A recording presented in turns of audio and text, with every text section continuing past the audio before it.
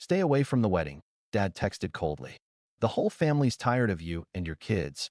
My sister reacted with a laughing emoji. I replied, then I'll stop funding the marriage.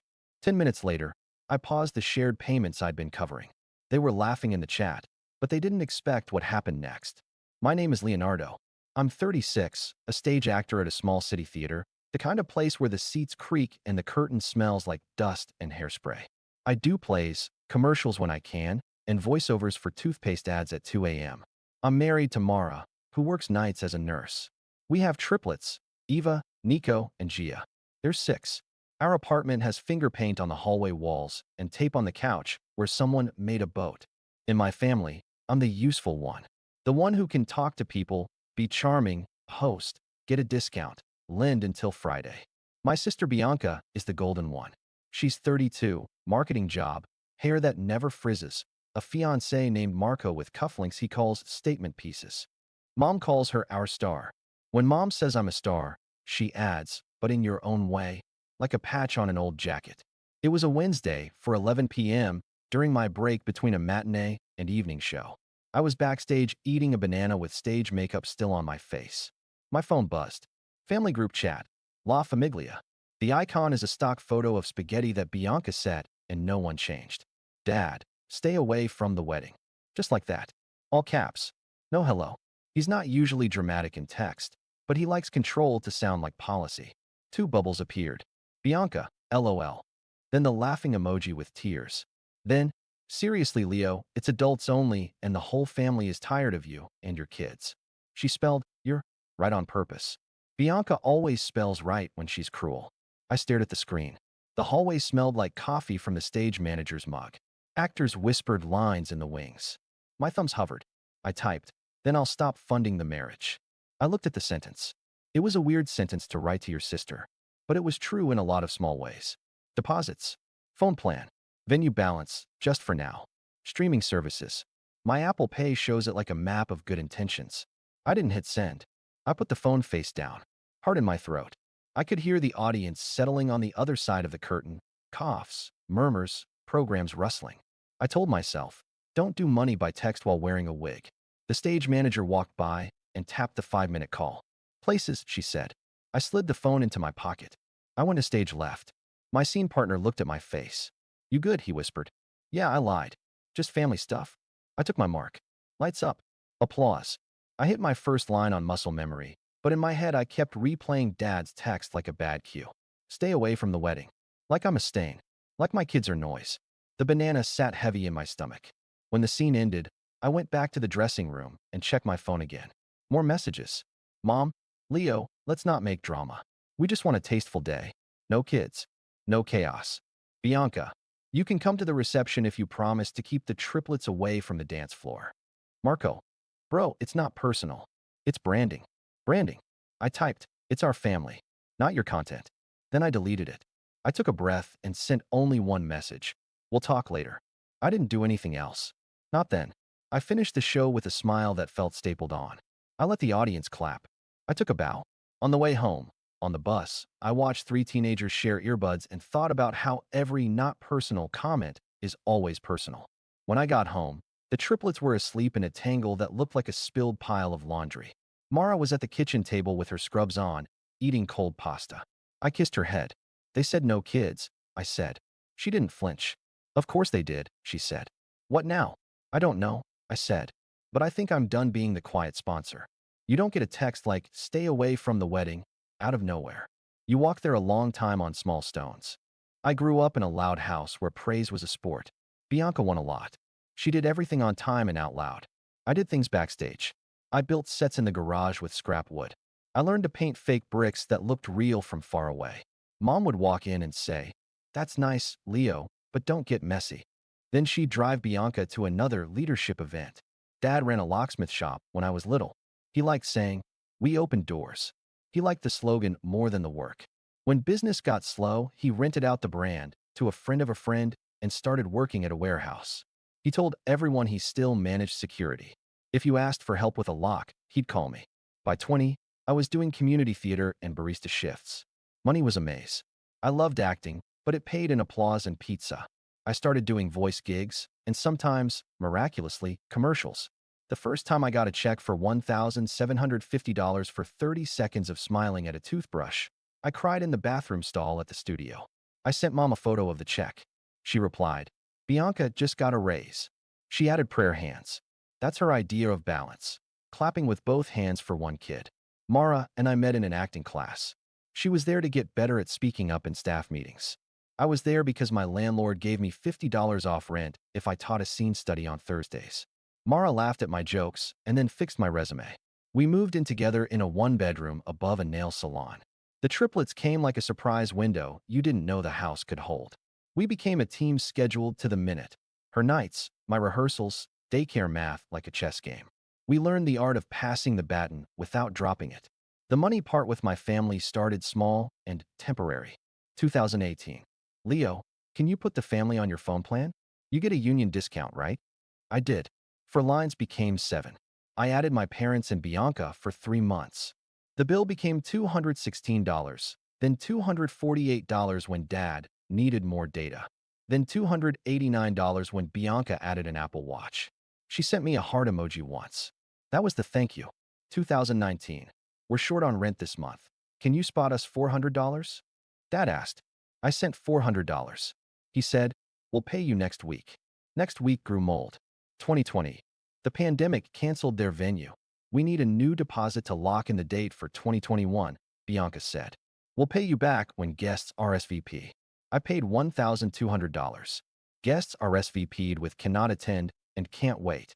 No one RSVP'd with a wire transfer. 2021. Cakes are expensive, Leo. You're good with people. Can you get a discount? Or just cover it and call it your gift? Bianca wrote. I called a baker. I got a discount.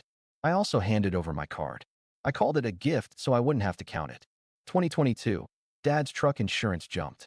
They screwed me, son, he said. I paid the difference for 3 months. Month 4, he forgot it was a favor. I kept adding little payments like thumbtacks on a corkboard. Gym membership for Dad's health. Spotify for Mom's cleaning groove. Canva for Bianca's wedding invites. A ring resizing emergency. I told myself it was a season. I told myself it was love. Love is patient. Love is quiet. Love sets up auto pay and doesn't mention it. But little moments added up like receipts in a glove box. Bianca's bridal shower. No kids, she said, then posted photos of other people's kids in matching white. When I asked, she said, those are aesthetic kids. Our 3 are chaotic energy. A family dinner where Dad clinked a glass and said, a toast to Bianca and Marco, who worked so hard and deserve this. I lifted my water and said nothing. Marco winked at me like we had a bit.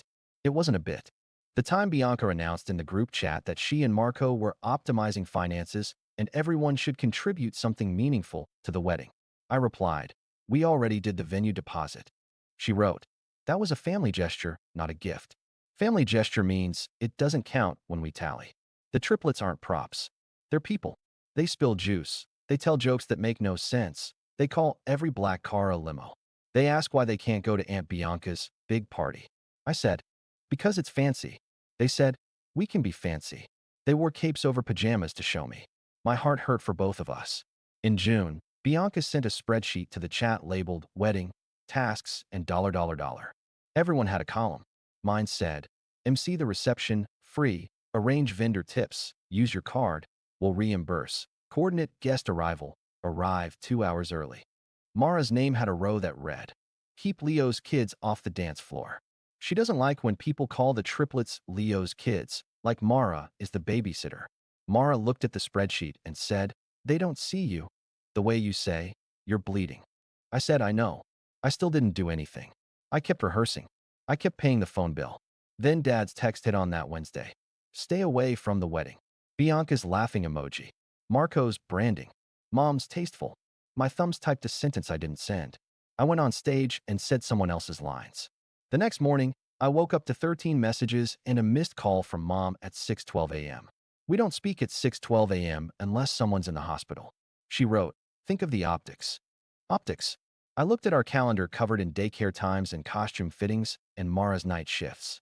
I looked at our checking account, $1,142.29. Savings, $233.18. The wedding was in 9 days. My card was scheduled to auto-pay the venue balance on Friday. $1,600. Bianca's promise to Venmo tomorrow lived in a parallel universe. I poured cereal. Eva asked, "Are we invited to the big party?" I said, "We're always invited to our own kitchen." It wasn't enough. Mara put a hand on my back. "You're allowed to be done," she said, "even if it's 9 days before their fancy day."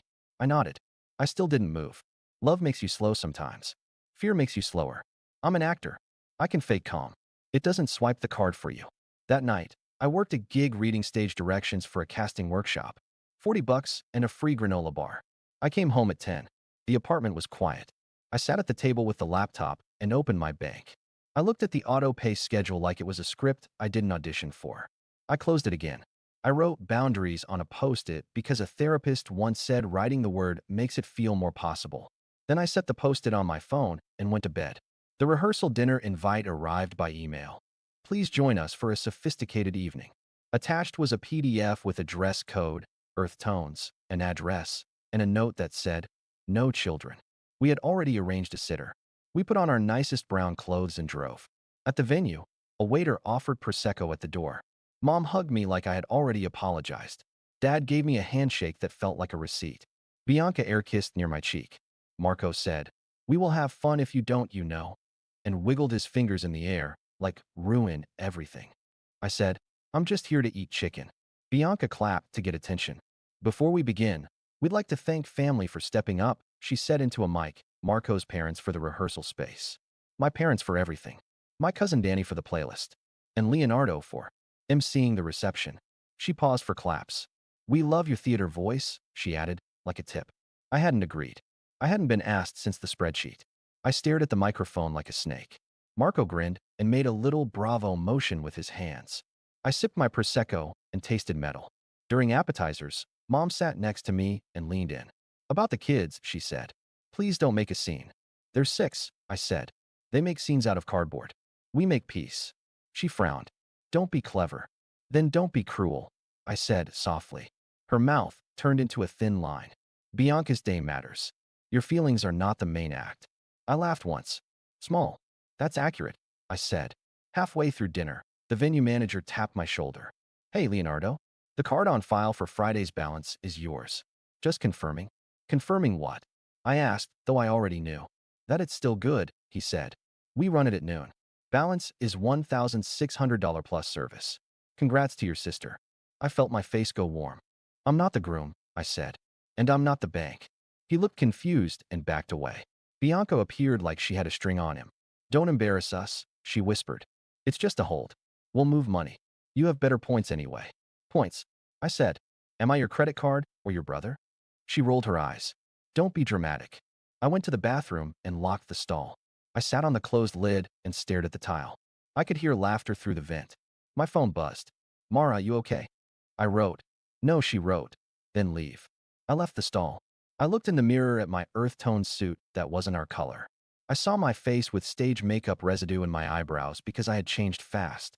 I walked back into the room, found Marco near the bar, and said, "Take my card off the account." He blinked. "We're in the middle of speeches." "I'm in the middle of a boundary," I said. Bianca swooped in. "What now?" "My card is off your wedding," I said. "Also, I'm not emceeing." Heads turned. Mom stood up like she had a prepared speech in her bones. "Leonardo," she said, "not tonight." "Exactly tonight," I said, quiet. "Because the bill hits Friday." Silence in a room with music is a special kind of loud. Dad put his napkin down like a judge. "You agreed to help." "No," I said. "You assigned me to help." Bianca's cheeks went pink. "You're ruining my vibe." "Your vibe is expensive," I said. "And it's paid for with my kids' shoes." Marco tried to joke. "Come on, Broseph. Don't make me call the bouncer." "This isn't a club," I said. "And I'm not your bro." Mom's voice dropped into the tone that used to make me 12. "If you walk now, do not show up Saturday. We won't have you there." I looked at Mara, who nodded once. I looked at my hands. They weren't shaking. That surprised me. I said, clean and simple, "This isn't about revenge. This is about closure." I walked to the front desk with the manager. "Delete my card," I said. He did. I watched him type. I watched him hit the key. The click was tiny and loud. Back at the table, I put my napkin on my plate. "We're leaving," I said. "We hope your day is nice." "We won't be there." Bianca's jaw dropped. You can't do this, she said. I just did, I said. We walked out. In the parking lot, I exhaled so hard my lungs shook. Mara squeezed my hand. You okay? No, I said. But I'm done. In the car, I opened the banking app. The auto pays lived there like weeds. Family phone plan. Spotify. Canva. Gym. Insurance top-up. Cake balance. I paused one. Then another. Then the last one. It took 10 minutes. My hands didn't shake. My phone lit up. The group chat blew up with, "And are you serious?" and Bianca's laughing emoji again. I put the phone face down. We drove home. The triplets were asleep, cheeks sweaty, hair stuck to their foreheads. I kissed each one. I thought, I don't have to fund disrespect to have a family. I can just have mine. I expected quiet. I got fireworks. At 7:12 a.m., Dad called. I let it go to voicemail. He texted, "Is your card declining? Then, call me. Now." At 7:19, Mom wrote, "They're saying the venue balance is unpaid. What is happening?" At 7:22, Bianca, "OMG, did you really?" Then a screenshot of a payment failure message with confetti emojis added, like mockery. At 7:28, the venue manager texted me, "Just confirming we removed your card as requested. The couple will need to provide a new method by 5 p.m. I replied, "Thanks." He sent a thumbs up like a human. By 9:10, I had 12 voicemails. Dad's first, "Son, if this is some stunt, fix it." Mom's, "We're mortified." Bianca's, "You're an embarrassment." Marco's, "Bro, chill." Then, "Dude, seriously chill."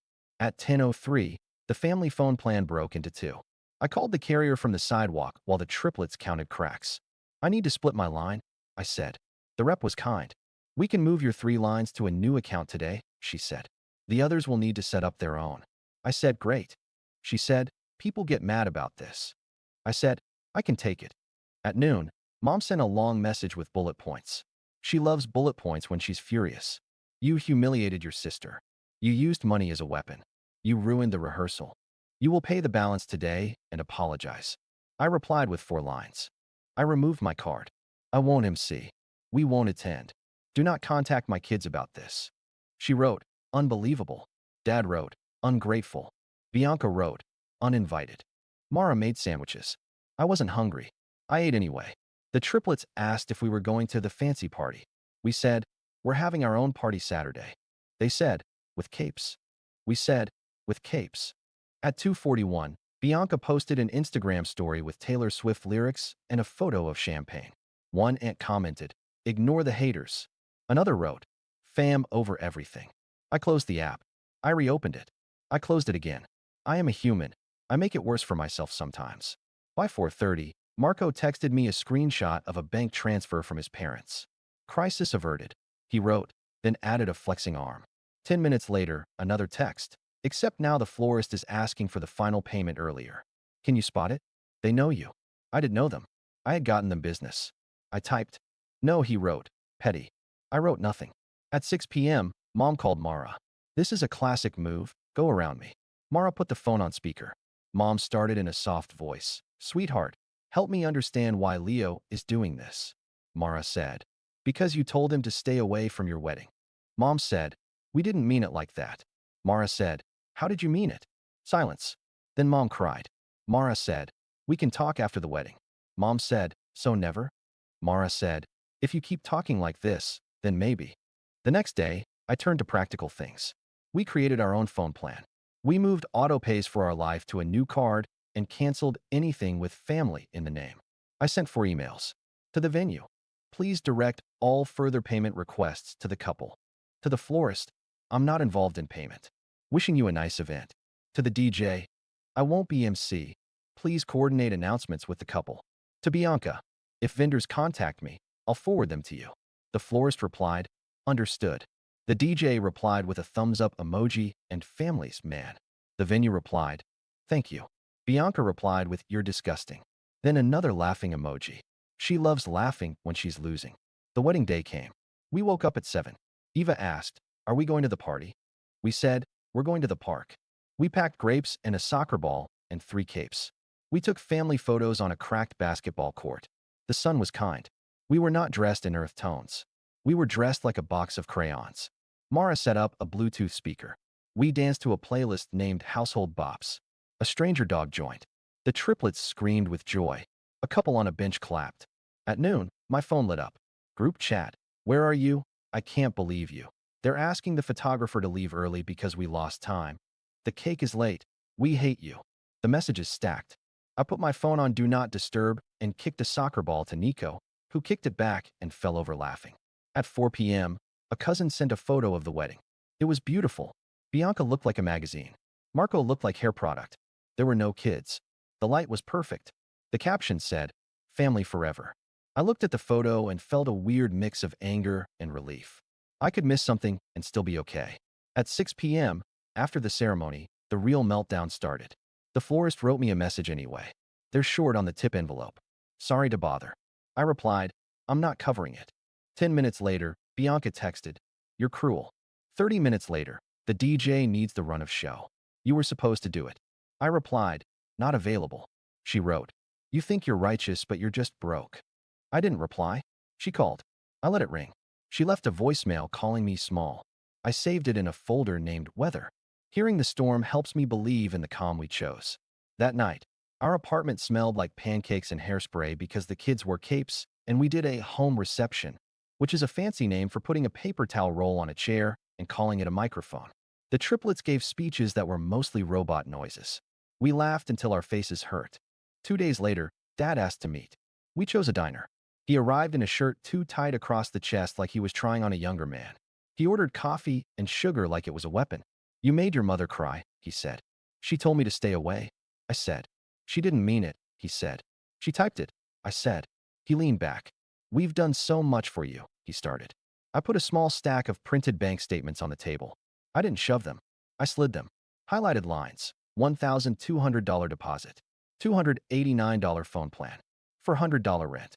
$150 insurance. $80 Canva. $64 Spotify. $248 cake. 12 months of temporary bills. I said, I'm not here for an argument. I'm here to set terms for the future. He stared at the pages. He isn't good with numbers unless they favor him. You keeping score? He asked, smug. I'm keeping boundaries, I said. I'm done being the quiet sponsor. If you want something from me, you ask, you accept my rate or my answer, and you don't go near my kids with threats. He laughed without humor. Rate? My time has value, I said. So does my peace.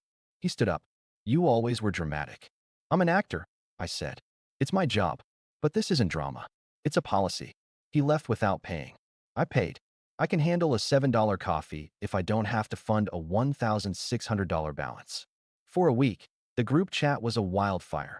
Long messages, copy-paste quotes about forgiveness, screenshots, a weird meme from an aunt about wolves. I muted it. Mara and I did our life. I went to rehearsal. The director said, You're sharper this week. I was. I had energy left over for my work. The triplets noticed. Daddy, you're silly again, Gia said.